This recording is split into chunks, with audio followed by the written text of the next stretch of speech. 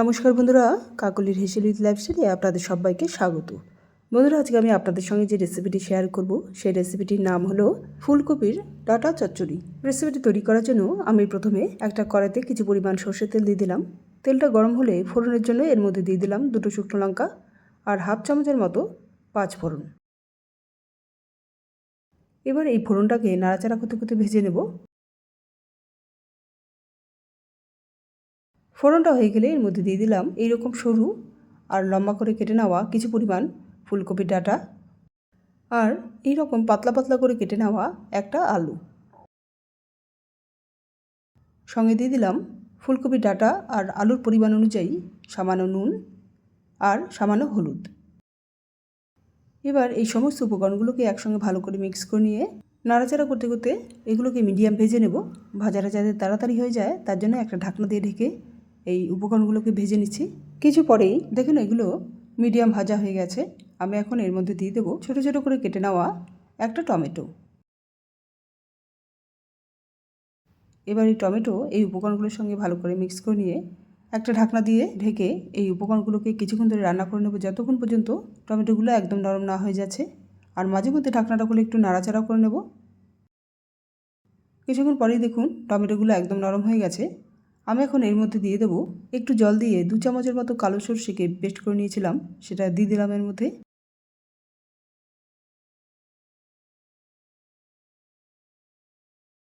আর এর মধ্যে বাটি ধোয়া একটু জল দিয়ে দিলাম।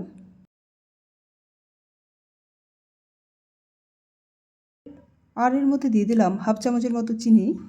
যেহেতু এর মধ্যে আগে একটু নুন দিয়েছিলাম তাই এখন এর মধ্যে সর্ষের পেস্টের পরিমাণ অনুযায়ী এর মধ্যে সামান্য নুন দিয়ে দিলাম। আর দিয়ে দিলাম মাঝখান থেকে ছেটে নেওয়া 2টো কাঁচা লঙ্কা। এখানে লঙ্কাটা আপনারা আপনাদের স্বাদ মতো দেবেন। এবার এই সমস্ত উপকরণগুলোকে একসঙ্গে ভালো করে মিক্স করে নিয়ে একটা ঢাকনা দিয়ে ঢেকে এই রেসিপিটাকে একদম লো ফ্লেমে কিছুক্ষণ ধরে রান্না করে নেব, যতক্ষণ পর্যন্ত এই গ্রেভিটা একদম শুকিয়ে না যাচ্ছে। লো ফ্লেমে রান্না করলে দেখবেন যে এই গ্রেভিটা শুকিয়ে যাওয়ার সঙ্গে সঙ্গে যে ফুলকপির ডাঁটাগুলো সেগুলো ভালো করে সেদ্ধ হয়ে যাবে। এখানে একটা আপনাদের কথা বলে রাখি, এই সময় যদি আপনারা হাই ফ্লেমে রান্না করতে চান তাহলে সর্ষের পেস্টটা দেওয়ার সময় একটু এক্সট্রা জল দিয়ে দেবেন, নচেত কিন্তু এই ফুলকপির ডাঁটাগুলো ভালো করে সেদ্ধ হবে না। কিছুক্ষণ পরেই দেখুন গ্রেভিটা একদম টেনে গেছে আর সেই সঙ্গে ডাঁটাগুলো সেদ্ধ হয়ে গেছে। আপনাদের একটু চেক করে দেখাচ্ছি।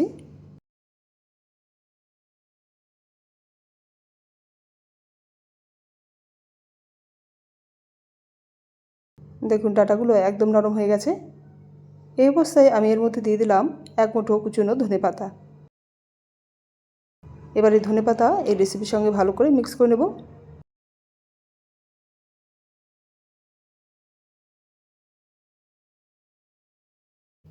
মিক্স করা হয়ে গেলেই গ্যাসের ফ্লেমটাকে বন্ধ করে দিয়ে এই রেসিপিটাকে একটা ঢাকনা দিয়ে ঢেকে 5 মিনিটের জন্য স্ট্যান্ডিং টাইমে রাখবো। 5 মিনিট পর ঢাকনাটা খুলে দিলাম। রেসিপিটি সার্ভ করার জন্য একদম রেডি। বন্ধুরা, এই রেসিপিটি একবার এইভাবে ট্রাই করে দেখবেন, আশা করছি আপনাদের খুবই ভালো লাগবে।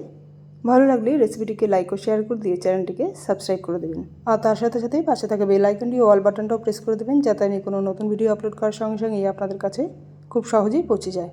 তাহলে বন্ধুরা, আজ এই পর্যন্তই। আবার আপনাদের সঙ্গে দেখা হচ্ছে পরের এক নতুন রেসিপিতে। Thank you.